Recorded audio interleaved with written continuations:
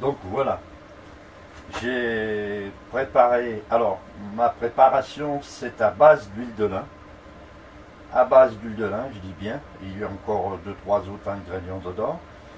Vert, alors vert, j'achète de la teinture en poudre pour les artistes peintres, miscible avec l'huile de lin évidemment, donc c'est des teintes qui sont prévues pour les peintures à l'huile. Voilà.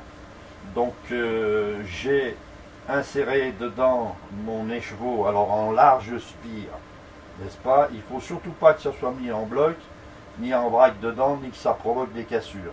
Donc j'ai joint ma soie naturelle que j'ai enroulée avec mon enrouleur de fabrication de maison.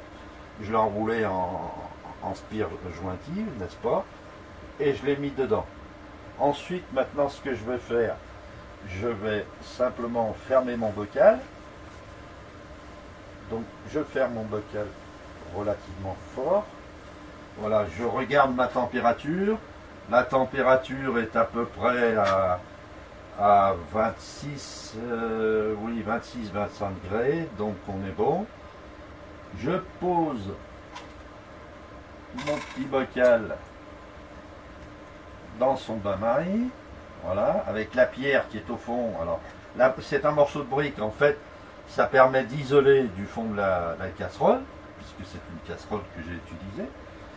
Et l'avantage secondaire, c'est que ça maintient une température, la brique gardant une température assez constante, donc on est pas mal. Voilà. Maintenant, ce que je fais, eh ben, je branche mon tuyau. De toute façon, il rentre assez grassement, mais ce qui n'est pas important, si vous voulez, de le serrer avec un serre-flex, puisque là, on fonctionne en aspiration. Donc nous créons un vide. Voilà. Bon, j'ai changé mon tuyau là, donc c'est peut-être pour ça que j'ai un petit souci. Mais on va solutionner ça très vite. Voilà. Donc ensuite j'ai un minuteur tout bête, hein, que je fais fonctionner de 5 minutes en 5 minutes. Et là je vais le mettre en marche tout simplement. Voilà. Et normalement,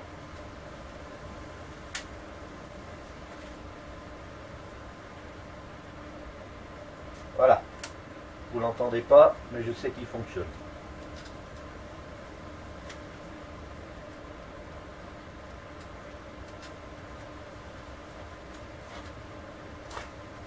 Eh ben non. Voilà. On est en fonctionnement. Alors je vais vous montrer le... Voilà. Là on voit très bien. On voit très bien le vide et le bouchon qui est descendu, qui fait office de soupape en fait. Voilà. Donc là je vous montre la température. Bon là c'est un thermomètre américain, donc la température elle est difficilement lisible peut-être pour vous.